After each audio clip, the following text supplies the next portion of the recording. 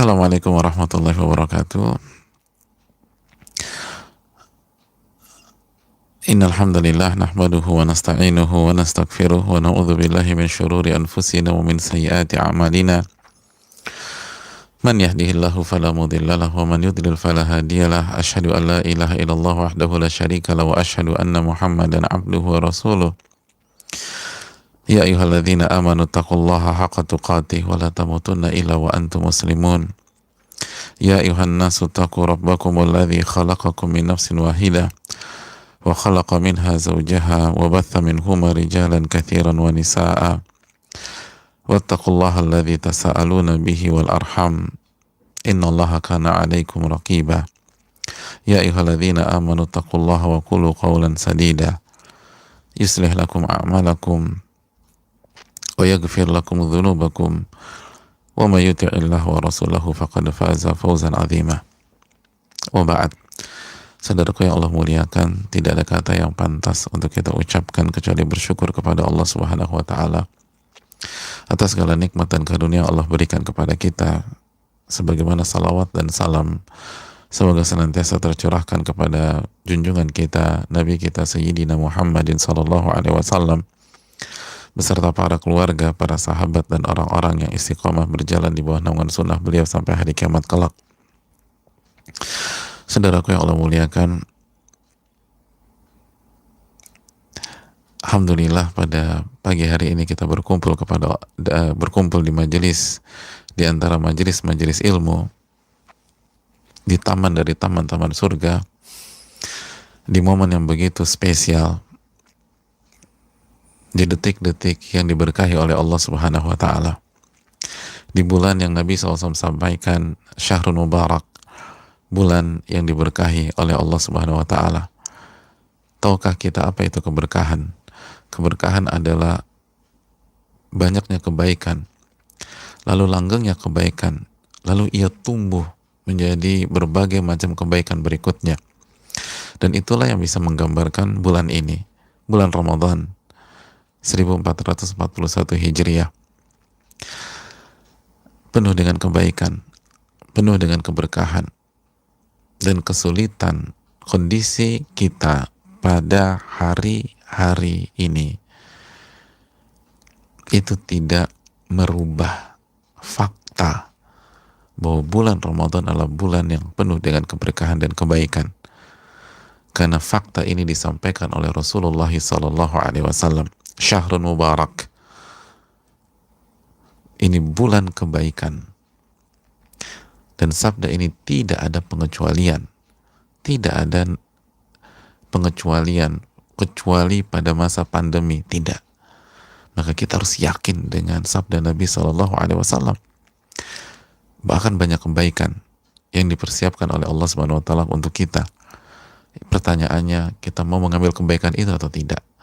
Kita mau melihat kebaikan itu apa tidak? Dan kita mau gunakan kebaikan itu apa tidak?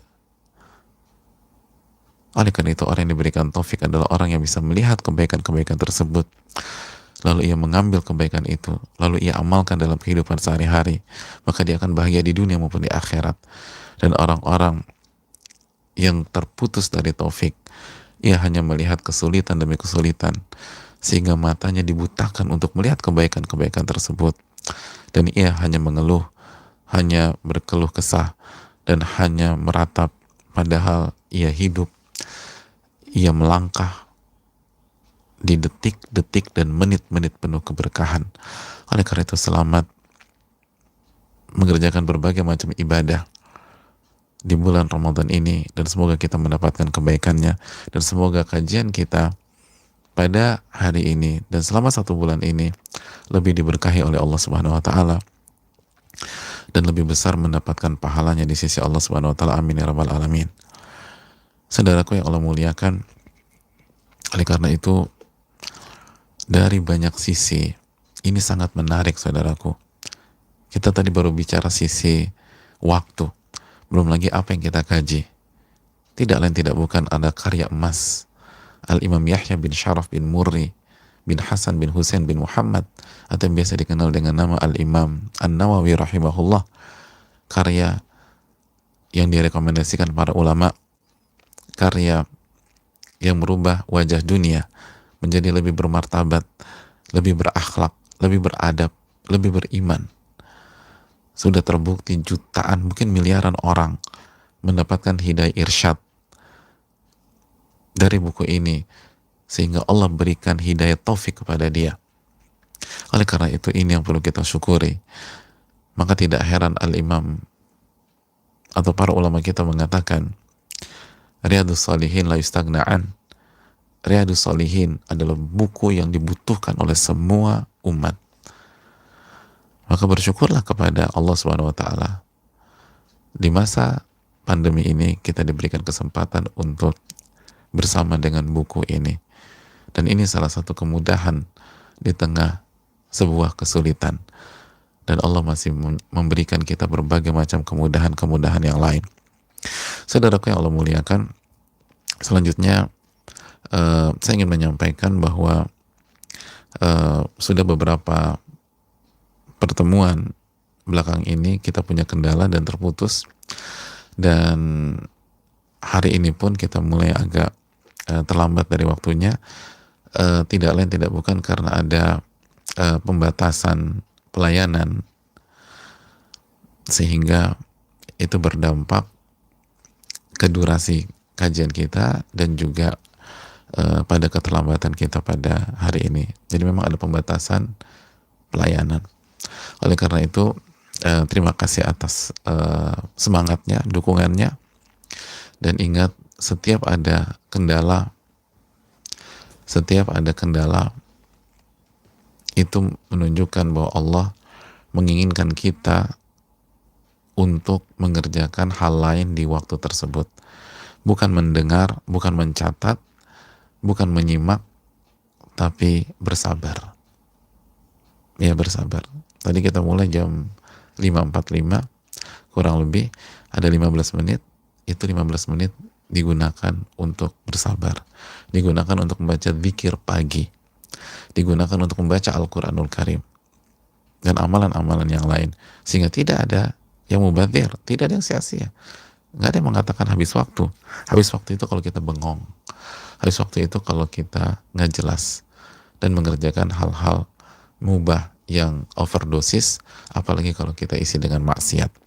Oleh karena itu bersyukurlah kepada Allah Subhanahu wa taala yang memberikan kita berbagai macam variasi kebaikan. Jadi bukan hanya ilmu saja secara teori atau secara penyampaian, tapi variasi kebaikan dari kesabaran, dari berzikir dan lain sebagainya. Dan terima kasih juga kepada tim pada setiap sesinya yang sudah berjuang dan berusaha untuk menghadirkan ini ke tengah-tengah kita. Dan semoga Allah memberikan pahala yang berlimpah bagi semua pihak dan memberikan kita ilmu yang bermanfaat. Amin ya rabbal alamin. Saudaraku yang Allah muliakan, hari ini kita akan bersama hadis yang kedua yang dicantumkan oleh Al-Imam An-Nawawi rahimahullahu ta'ala. Hadis yang dikeluarkan Bukhari dan Muslim, dan yang akan kita baca adalah redaksi dari Al-Imam Al-Bukhari, dari Ummul Mukminin, dari ibundanya orang-orang beriman. Apa maksud ibunda? Ibunda orang-orang beriman adalah nama lain dari istri Nabi kita Shallallahu Alaihi Wasallam. Dan siapa istri yang dimaksud? Ummu Abdillah Aisyah radhiyallahu taala anha. Dari Ummu Abdillah Aisyah radhiyallahu taala anha. Ya, kita bersama Aisyah radhiyallahu taala anha. Qalat qala Rasulullah sallallahu alaihi wasallam. Aisyah radhiyallahu taala anha menyampaikan bahwa Rasulullah sallallahu alaihi wasallam bersabda, Yagzu jayshun al-Ka'bata. Ada pasukan yang menyerang Ka'bah.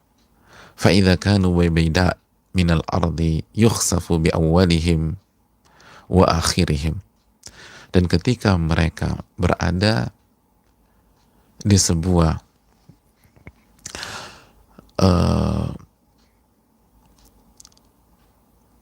padang pasir atau di sebuah hamparan yang luas, sebagian ulama mengatakan titiknya ada di antara kota Madinah dan Mekah. Sebagian ulama mengatakan demikian ketika menjelaskan hadis ini.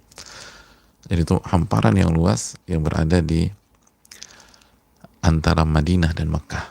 Kejadiannya di situ.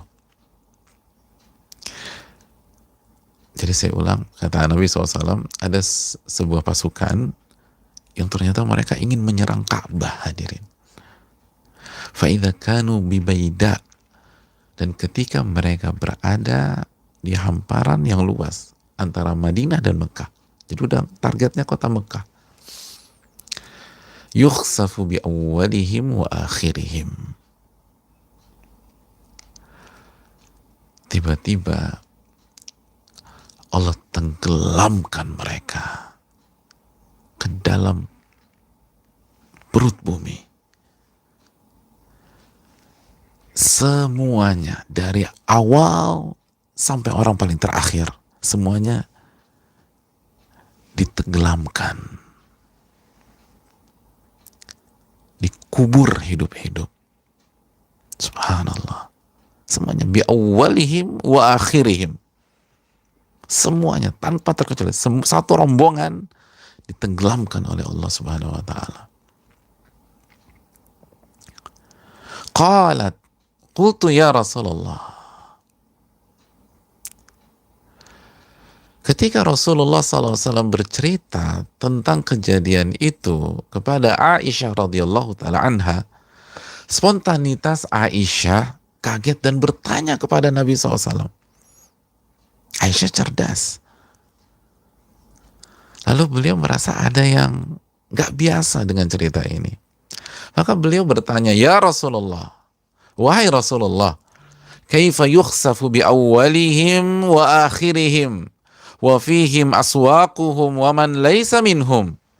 Ya Rasulullah, bagaimana bisa seluruh rombongan ditenggelamkan sama Allah Subhanahu wa taala, dimasukkan ke dalam tanah, sedangkan di antara mereka ada para pedagang-pedagang yang ingin berdagang di kota Mekah, dan di antara mereka ada orang-orang yang gak ada hubungannya, tidak berniat untuk menyerang Ka'bah, tapi ikut bersama rombongan itu ke kota Mekah.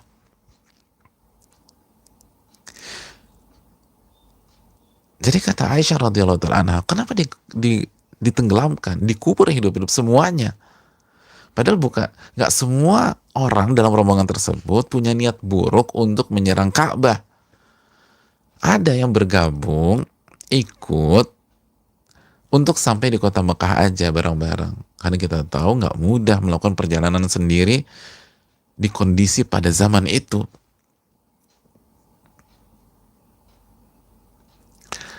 Jadi Aisyah bertanya,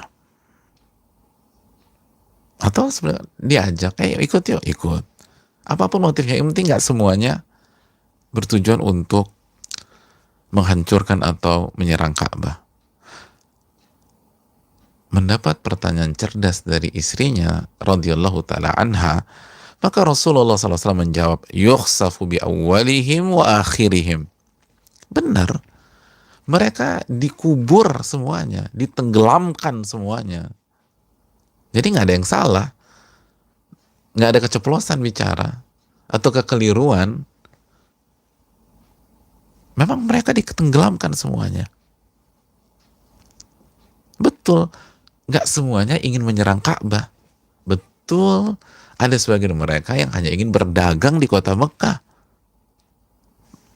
Gambaran engkau tepat Aisyah, tapi tetap satu rombongan ditenggelamkan sama Allah, dikubur hidup-hidup sama Allah.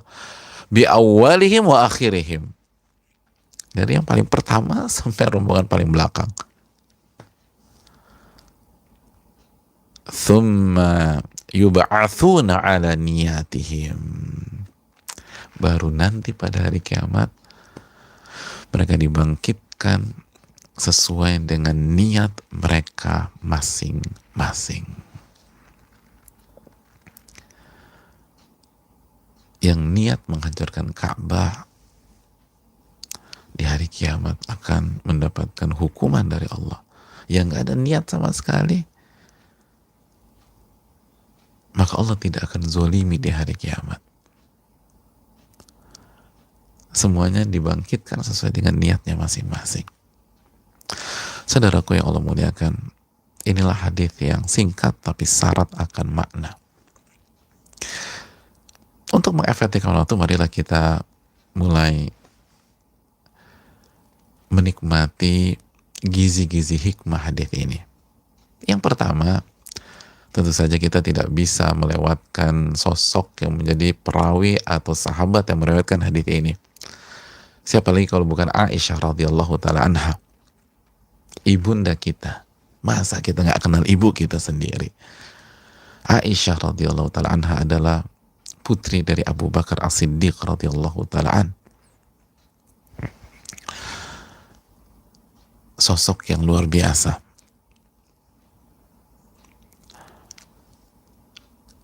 Rasulullah menikah dengan beliau sebelum hijrah.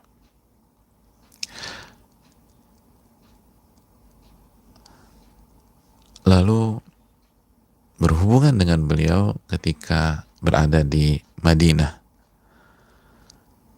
setelah perang Badar di bulan Syawal.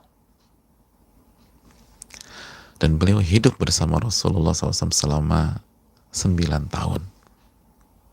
Bayangkan, wanita yang luar biasa ini hidup, tinggal satu atap dengan Nabi SAW selama 9 tahun. Dan ketika Rasulullah SAW wafat, usianya kurang lebih 18 tahun. Ada yang mengatakan 17 tahun.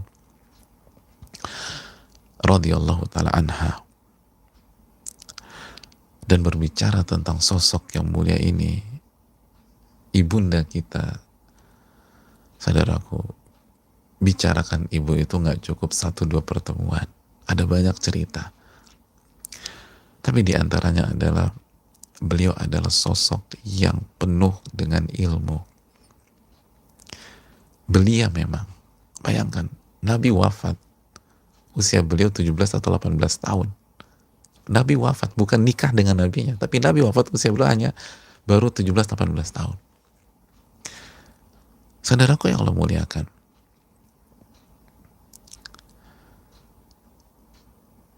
tapi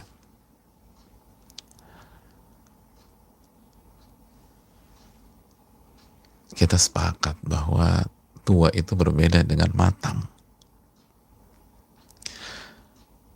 Beliau tidak tua, tapi beliau sangat matang. Dan kematangan itu lahir dari taufik Allah Subhanahu wa ta'ala dan semangat beliau belajar dan menuntut ilmu. Tidak heran hadis yang beliau riwayatkan dari Rasulullah SAW, suami beliau sendiri, kurang lebih ada 2210 hadis. 2210 hadis. Saya ingin tanya kepada para istri, siapa di antara kita yang mendapatkan ilmu dari suaminya, ribuan ilmu? Suamiku kemarin bilang begini, ternyata innamal a'malu binniyat, dapat satu. Terus cerita lagi, suamiku tuh kemarin cerita sama aku, katanya la tagdob, jangan marah. Terus nanti ketemu lagi, suamiku tuh subhanallah. Aisyah 2210 hadis. Dan beliau dinobatkan oleh banyak para ulama sebagai wanita paling berilmu di umat ini. Al-Imam Az-Zuhri, salah satu ulama klasik besar, mengatakan lau jumi'a ilmu Aisyah ila jami'i azwajin Nabi sallallahu alaihi wasallam wa ilmi jami'in nisa lakana ilmu Aisyah afdal. Apabila ilmunya Aisyah digabungkan atau dibandingkan dengan ilmu seluruh istri-istri Nabi SAW dan seluruh wanita di dunia, maka ilmu Aisyah yang lebih utama dan lebih banyak. Subhanallah. Jadi orang yang mengatakan masa Nabi nikah sama anak kecil, ini mereka ini ngelihat dari sepotong aja. Usia boleh muda, usia boleh belia, tapi kematangan, kedewasaan, kecerdasan, ilmu bisa diadu jamaah. Dan beliau nggak tertarik mengadu-ngadu itu. Tapi ulama membandingkan, kalau dibandingkan ilmunya Aisyah dengan ilmu seluruh istri Nabi dan ilmu seluruh wanita di dunia, yang menang ilmunya Aisyah radhiyallahu ta'ala anha. Nikah 6 tahun, lalu tinggal dan bercampur 9 tahun, lalu wafat, Nabi wafat dan beliau berusia 17-18 tahun. Itu yang dikatakan pedofil. Subhanallah. Itu yang dikatakan eksploitasi anak. 2210 hadis. Tanya, lihat anak perempuan kita di usia seperti itu. Apa kesibukannya? Coba, atau lihat bercermin diri kita, bagi kita yang perempuan di usia belasan itu, kita ngapain?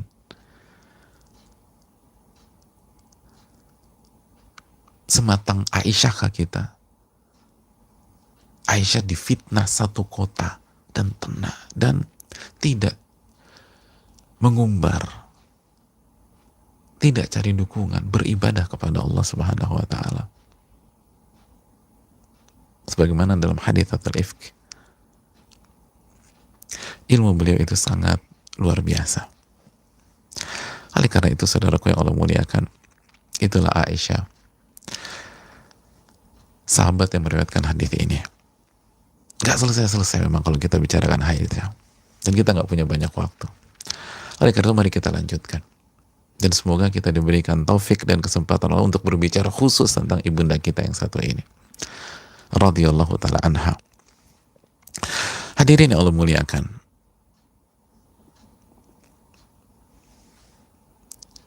Aisyah menyatakan bahwa Rasulullah bersabda, yakzu jaisyun al-Ka'bah, dan seterusnya. Maka kita bahas pelajaran yang kedua dari hadis ini setelah kita mengenal ibunda kita secara global.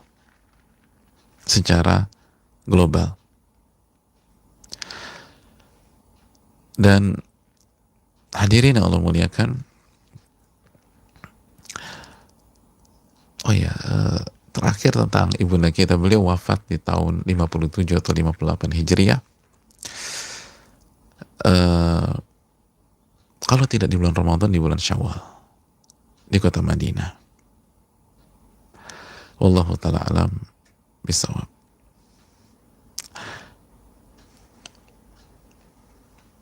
Pelajaran yang kedua. Hadis ini memberikan pelajaran kepada kita tentang kemuliaan Ka'bah. Lihat, pasukan ini ingin menghancurkan Ka'bah. Apa yang terjadi? Begitu berada di Baida, sebuah lokasi antara Madinah dan Mekah, ditenggelamkan sama Allah, dikubur hidup-hidup sama Allah. Dan inilah konsep Ka'bah itu dijaga sama Allah Subhanahu wa taala. Allah berfirman dalam surat Al-Hajj ayat 25, salah satu dalil tentang kemuliaan Ka'bah. Allah mengatakan, Allah berfirman, "Wa man yurid fihi bi ilhadin bi dzulmin nudhiqhu min adzabin alim." Barang siapa yang berniat melakukan dosa, kezoliman, kemaksiatan di sana, di Ka'bah, di Masjidil Haram, di tanah haram, nudhiqhu min adzabin alim, kami akan azab mereka dengan azab yang sangat pedih. Kalau ingin maksiat saja di sana Allah akan azab, gimana niat nih pasukan ngancurin Ka'bah? Subhanallah, ngancurin Ka'bah, nyerang Ka'bah. Maka nggak heran, nudziqhu min adzabin alim. Kami akan siksa mereka dengan azab yang pedih. Maka ini salah satu bukti. Dan hadirin yang Allah muliakan, banyak para ulama mengatakan hadis ini bukan tentang Abraha, bukan tentang Abraha.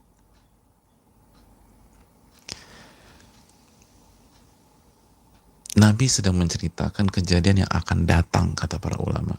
Kalau Abraha, kita tahu tahun gajah, tahun dimana Nabi SAW lahir ke dunia. Tapi ini kejadiannya, Nabi sedang bicara tentang masa depan.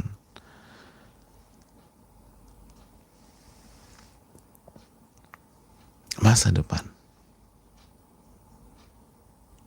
Sebagaimana dibahas juga dalam redaksi Imam Muslim. Dan Allah jaga Ka'bah, dibenamkan, dikubur hidup-hidup. Pelajaran yang berikutnya, saudaraku yang Allah muliakan, hadis ini memberikan pelajaran besar kepada kita.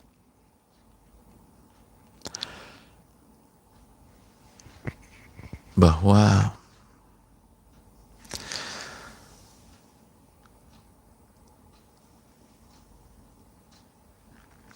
bergabung dan bersama dengan orang-orang zolim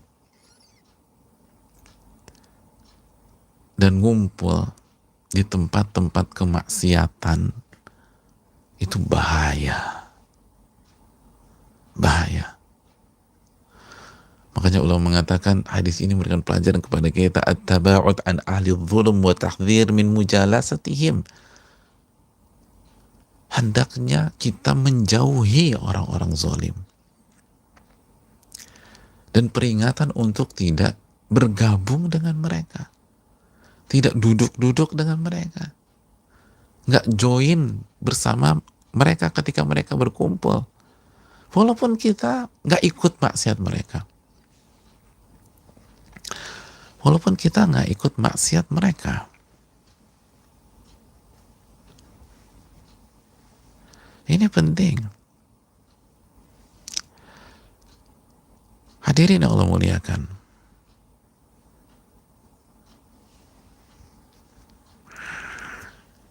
Imam Malik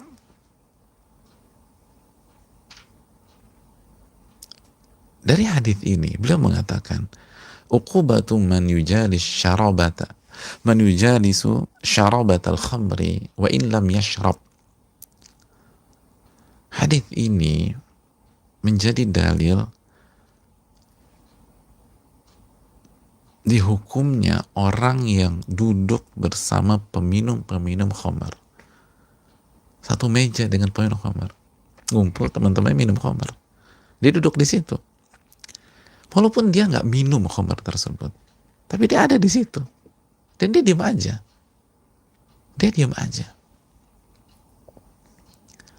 Dia nggak mengingkari, dia nggak menasehati, dia diam aja.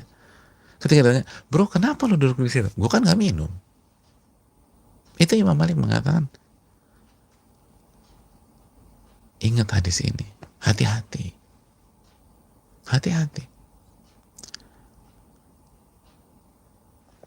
Sekali lagi, ini hadis luar biasa sekali, mengajar kepada kita bahwa kita harus jaga jarak, menghindar, menjauh dari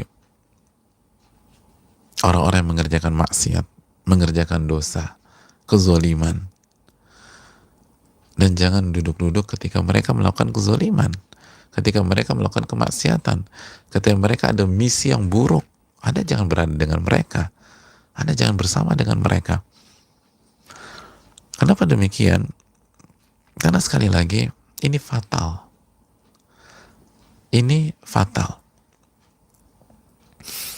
Lihat bagaimana para pedagang dan orang-orang yang hanya ingin sampai ke kota Mekah ikut ditenggelamkan oleh Allah Subhanahu wa taala bersama rombongan pasukan yang ingin menyerang Ka'bah. Itu clear, itu jelas. Mereka nggak ada niat untuk menyerang Ka'bah. Mereka nggak ada niat untuk menghancurkan Ka'bah. Mereka nggak niat melakukan kerusakan. Mereka nggak niat melakukan kezoliman. Mereka hanya ingin gabung untuk sampai kota Mekah, titik. Dengan berbagai pertimbangan masing-masing. Ada yang kepaksa dalam riwayat. Artinya ya, harus ikut, akhirnya ikut. Atau ya daripada saya pergi sendirian bahaya, dengan saya ikut rombongan, lebih safety. Dan semua ditenggelamkan sama Allah. Semua dikubur hidup-hidup oleh Allah Subhanahu wa Ta'ala. Ini pelajaran. Dan sekali lagi Imam Malik menjelaskan bahwa tidak bolehnya kita duduk dengan para peminum-peminum khamr ketika mereka minum khamr, dan berhak dan layak untuk dihukum, dan khawatir ketika ada Allah hukum kita terkena di sana, kita ada di sana dan kita terkena juga. Jadi ini penting. Dan contoh dalam kehidupan kita banyak, saudaraku. Contoh dalam kehidupan kita banyak. Betapa banyak kejadian di lapangan dia nggak ngeganja, dia nggak minum, dia nggak make, dia nggak pakai putau, dia nggak pakai ganja, dia nggak minum obat-obatan yang nggak jelas. Tapi begitu ada razia, dia lagi jalan berempat dalam sebuah mobil, itu tiga, yang satu digeledah ada ganja, yang satu digeledah ada putau, yang satu digeledah ada ekstasi dan lain sebagainya. Kira-kira, atau dia bawa sabu, bobong sabu. Kira-kira ini yang steril dibebasin? Enggak, Pak, minimal dibawa dulu ke polsek, dibawa kantor polisi, di BAP dulu, dicek, dan bisa kena juga dia. Padahal dia nggak ngapa-ngapain, dia bersih. Tapi temennya sebelah kanan ganja, belakang putau, belakangnya dia lagi sabu. Ya dia ikut ke bawah. Padahal dia nggak ngapa-ngapain. Ini terbukti.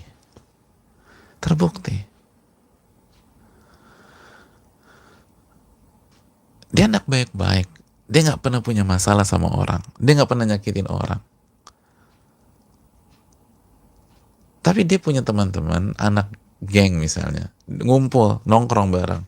Nah, geng teman-temannya ada masalah dengan geng lain. Tiba pas dia lagi ngumpul, datang tuh geng lain yang lagi musuhan, diserang. Jadi ikut ketusuk. Kejadian nggak? Kejadian. Dia nggak ngapain.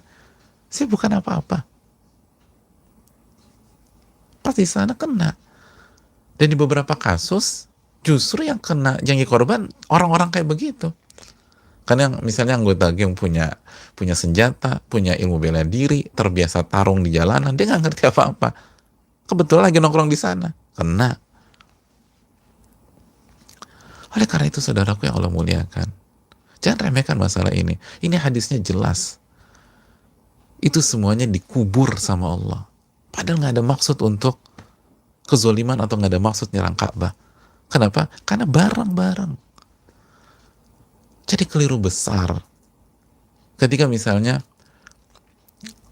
kita mau gabung dengan mereka-mereka tersebut saat mereka melakukan kemaksiatan dan seterusnya.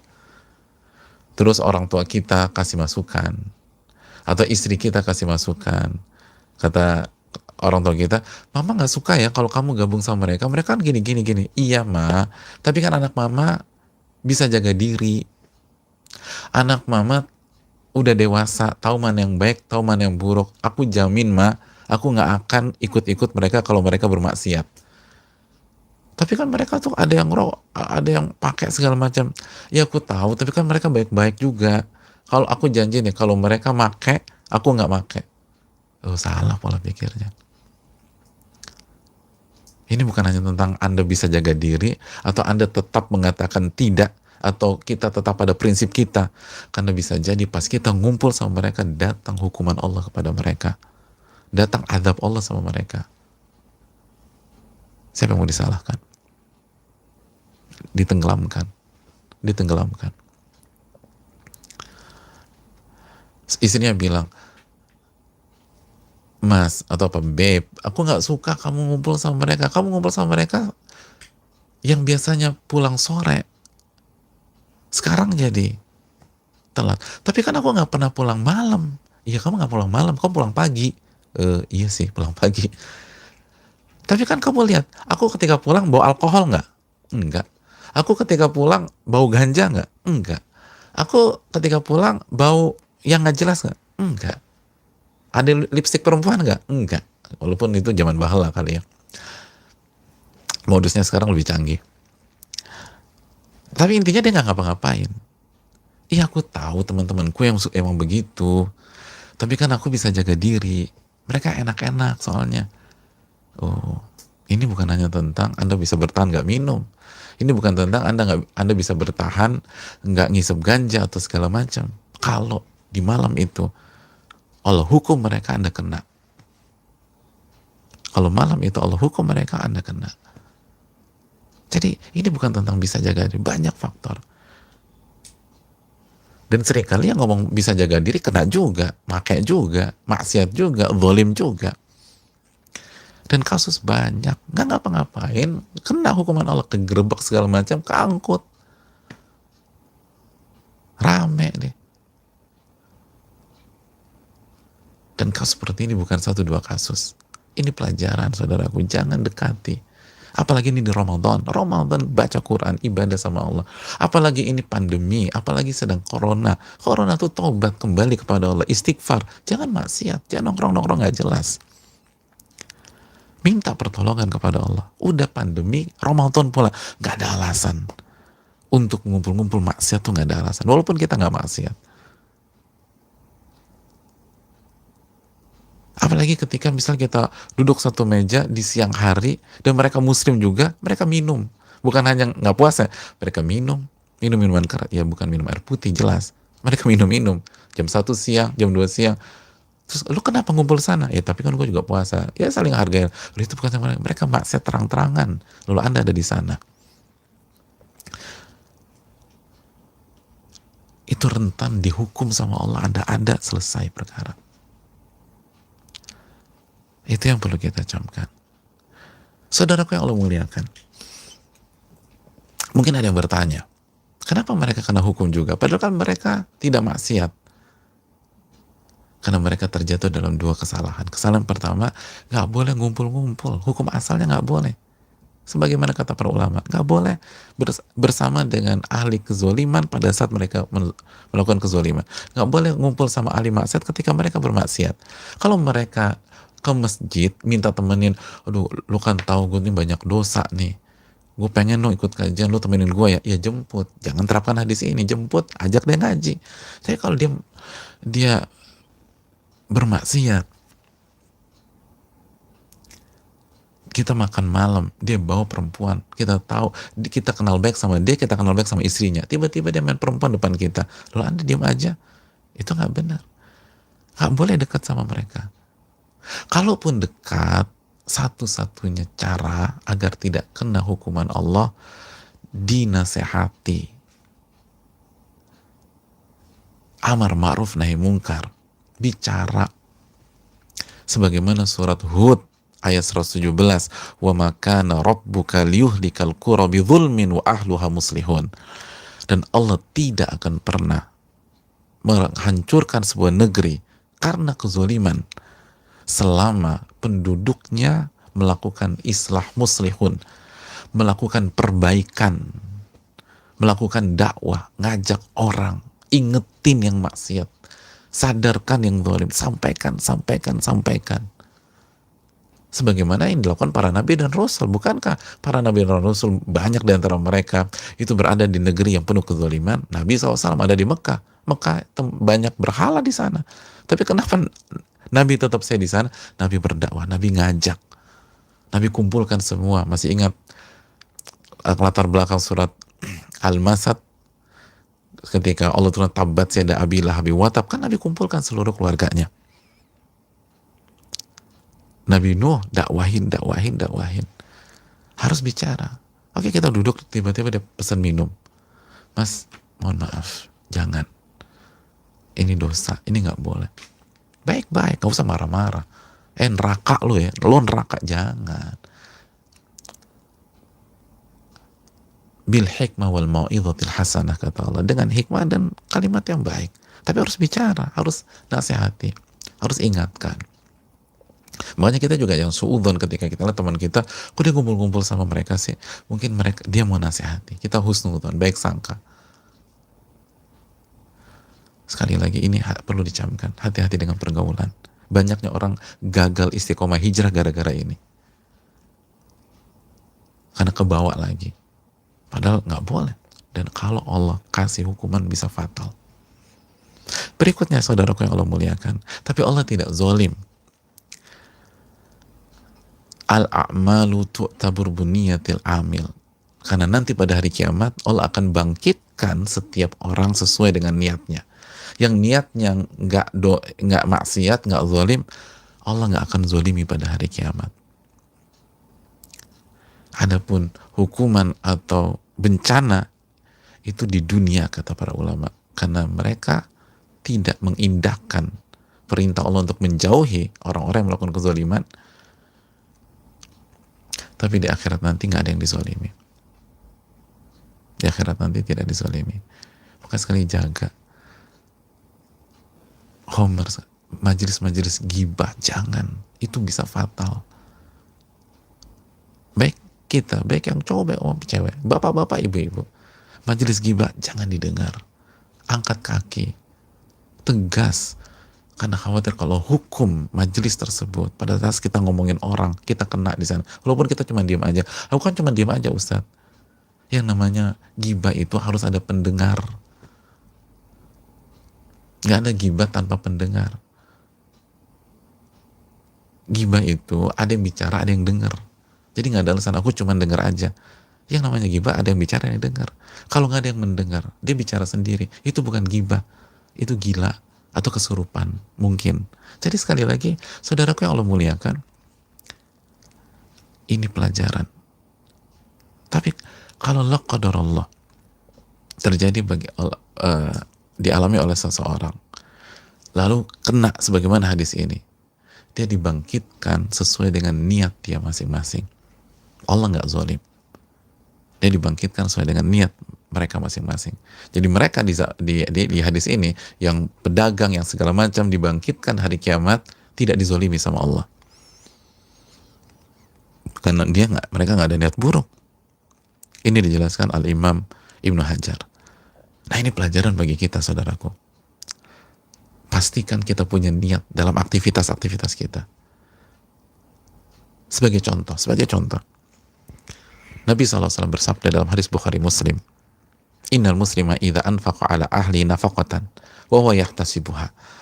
Sesungguhnya seorang muslim apabila memberikan nafkah kepada keluarganya dan dia yahtasibu, dia mengharapkan pahala dari Allah. Saya ini kasih nafkah per bulan untuk istri sama anak-anak, mencari pahala dari Allah Subhanahu wa taala, mengharapkan wajah Allah Subhanahu wa taala. Karena Allah dan Rasulnya memerintahkan saya cari nafkah.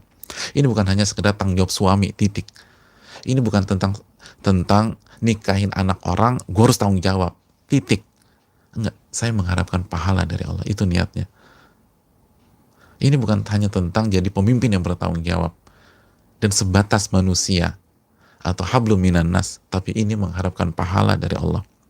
Apa kata Nabi SAW? Kanat lahu sadaqah. Dia dapat pahala sedekah. Pahala nih. Ini kebaikan. Jadi artinya apabila ada seseorang, suami atau ayah, dia mencari nafkah, mencari suap nasi, lalu di perjalanan pergi ke kantor atau perjalanan pulang, dia kecelakaan, meninggal dunia, maka dia dibangkitkan pada hari kiamat dalam rangka sedang bertakarub kepada Allah Subhanahu wa taala. Padahal bukan sholat, padahal bukan sedang zikir, padahal bukan sedang ruku, padahal bukan sedang sujud, sedang pulang kantor atau sedang berangkat kantor, kecelakaan. Lakodoro ditabrak busway atau jatuh ke lindes segala macam. Maka dia dibangkitkan dalam rangka takarrub kepada Allah. Niatnya mendekatkan diri kepada Allah dengan menginfak. Adapun orang yang hanya sekedar cari uang, titik. Orang yang kerja hanya untuk traveling, titik. Orang yang cari uang hanya karena sayang sama anak, sayang sama istri, anak saya harus sekolah, istri saya harus makan, titik, nggak ada kaitannya sama Allah. Buktinya dia nggak sholat juga. Bahkan betapa banyak orang ateis itu rajin kerjanya. Percaya sama Allah? Enggak. Tapi tanggung jawab sama anak istri. Maka ketika meninggal dalam kondisi begitu, nggak dapat apa-apa. Sayang. Ini niatkan saudaraku. Kita yang sedang social distancing atau berada di rumah, niatkan mencari pahala dari Allah. Kalau ada apa-apa, kita dapat pahala. Makanya kan Nabi mengatakan apa dalam hadis riwayat Imam Ahmad, "Falaisa min rajulin yaqu ta'un." Tidaklah seseorang ketika wabah atau taun itu terjadi, fayamkuthu fi baiti, lalu dia tetap berada di rumahnya. Dalam riwayat Bukhari, dia tetap berada di kotanya. Karena seringkali kita nggak bisa dengan kondisi seperti ini, kita harus keluar. Tapi dia tetap bertahan, dia nggak kabur ke kota lain dan seterusnya. Karena takut terhadap taun atau wabah tersebut, dia tetap berada. Terus apa kata Nabi? Langsung dapat pahala syahid? Tidak. Sabiran, dia sabar. Wa muhtasiba, dan dia mengharapkan pahala dari Allah. Dan dia beriman kepada takdir, bahwa apa yang menimpa dia tidak akan meleset karena itu yang ditakdirkan oleh Allah. Maka dia mendapatkan pahala seperti orang yang mati syahid. Jadi ada niat di sana. Mainkan niat, saudaraku. Mainkan niat, ini penting. Sehingga kalau ada apa-apa, nanti pada hari kiamat kita dibangkitkan dengan niat baik kita. Padahal pada saat kita wafat, kita bukan wafat di masjid, kita bukan wafat di Masjidil Haram, kita bukan wafat di Masjid Nabawi, kita bukan wafat di Tanah Haram, kita bukan wafat di Mina, misal di tanggal 8 atau 11, 12, 13. Kita tidak wafat di Arafah tanggal 9 Dzulhijjah, kita wafat di Jakarta, di jalan, atau di kantor, atau di sekolah. Tapi kalau kita niat mencari ridho Allah, bertakarub kepada Allah, sebagai sarana ibadah kepada Allah, maka kita dapat pahala. Kita dapat pahala sebagaimana ini, yang menafkahkan keluarganya dan dia mengharapkan pahala mendekat kepada Allah, maka dia mendapatkan pahala sedekah. Ini pelajaran besar buat kita. Hadirin yang Allah muliakan, dan ini menunjukkan Allah tidak zalim. Dan yang terakhir, sekali lagi, hadis ini memberikan pelajaran kepada kita bagaimana kehidupan rumah tangga yang sesuai dengan sunnah Nabi SAW. Ada komunikasi antara suami dan istri. Nabi mengedukasi, bercerita, mendidik istrinya. Aisyah bertanya. Terus ada Q&A. Jadi Q&A ini konsep rumah tangga Islam. Ketika Aisyah agak bingung, nggak ngerti kenapa begitu, langsung tanya kepada Nabi SAW dan komunikasi dengan adab. Makanya para ulama mengatakan, lihat bagaimana Aisyah memanggil suaminya. Kata Aisyah, ya Rasulullah, wahai Rasulullah. Ini nggak ada branding di situ. Ini tentang suami dan istri, berdua, suami dan istri, tapi tetap manggil ya Rasulullah, wahai Rasulullah. Nggak manggil Muhammad. Kok Muhammad sih? Ya kan nggak ada siapa-siapa. Ya udah manggil nama aja. Atau lo tuh ya lagi, subhanallah. Ini istri, ya Rasulullah. Lihat adab. Lalu ada pembicaraan, komunikasi, tanya jawab. Oleh karena itu hadirin yang dirahmati oleh Allah Subhanahu Wa Taala, inilah hadis yang kedua, hadis yang memberikan kita pelajaran yang besar. Dan hati-hati dengan yang tadi kita sampaikan, jangan gabung dengan ahli maksiat atau orang yang zalim di kezalimannya pada saat mereka melakukan kezaliman, melakukan dosa dan maksiat. Dan jangan sampai kita keberadaan kita justru memperkuat mereka, memperkuat maksiat, memperkuat kezaliman, supporting terhadap mereka. Maka itu sebuah kesalahan fatal. Dan sekali lagi, tapi Allah tidak zalim. Nanti pada hari kiamat dibangkitkan sesuai dengan niat kita masing-masing, dan ini pelajaran bagi kita. Hati-hati deh, camkan niat. Hari-hari ini niat yang benar. Untuk dokter juga, pada kesempatan kali ini, jangan hanya niat secara profesional. Jangan. Kalau ada apa-apa pada saat kita bertugas, pada saat kita melayani dan berkhidmat pada pasien-pasien dan saudara-saudara kita, niatkan taqarruban, mendekatkan diri kepada Allah, mencari pahala. Niatkan hadis Nabi SAW, kana Allah fi aunil abdi maka al abdu fi auni akhi. Kita dibantu orang, niatkan agar Allah bantu kita. Karena Nabi bersabda, Allah membantu seorang hamba ketika hambanya membantu orang lain. Jadi jangan hanya sekedar profesional, jangan hanya sekedar karena saya dokter dan ini profesionalisme saya. Itu bagus, tapi tambahkan lagi, niatkan karena Allah Subhanahu wa ta'ala. Kalau kita ada apa-apa, pada saat kita bertugas, kita akan dibangkitkan sesuai dengan niat kita. Kalau niat kita hanya sebatas kerjaan, ya hanya kerjaan, nggak dapat pahala sama sekali. Tapi kalau kita niat dalam rangka menolong orang karena Allah perintahkan, menjalankan perintah Allah, mendekat kepada Allah, mengharapkan pahala dari Allah, oh itu luar biasa. Itu sangat luar biasa. Dan semua kita pun demikian. Semua kita demikian. Ibu-ibu yang ada di rumah, jaga niatnya, taqarrub kepada Allah Subhanahu wa ta'ala.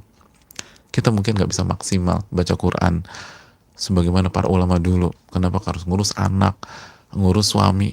Niatkan, maka kita akan dapat pahala juga. Dan kalau ada apa-apa, kita akan dibangkitkan dengan niat baik tersebut. Ini bisa disampaikan. Terima kasih banyak. Wassalamualaikum ala nabiyina Muhammad wa ala alihi washabihi. Karena sudah jam segini, saya rasa cukup. Dan sekali lagi, qadarullah ada kendala lagi di pagi hari ini. Itulah dunia. Dunia adalah ajang ujian. Alladzi khalaqal mauta wal hayata liyabluwakum ayyukum ahsanu amala. Dialah yang menciptakan kematian dan kehidupan untuk menguji kalian siapa di antara kalian yang paling baik amalnya. Dan sekali lagi, perbanyak kita, khususnya saya pribadi dan kita semua, perbanyak istighfar kepada Allah, dan perbanyak taubat kepada Allah. Semoga Allah lancarkan di kesempatan yang akan datang. Dan ingat, ini ujian kesabaran, ini edukasi kesabaran, maka sikapi dengan sabar. Dan begitu ada kendala, langsung beralih sementara waktu ke amalan lain. Subhanakallahumma wa bihamdika, la ilaha illa anta, astaghfiruka wa atubu ilaik. Insyaallah besok pagi kita masuk hadis ketiga. Assalamualaikum warahmatullahi wabarakatuh.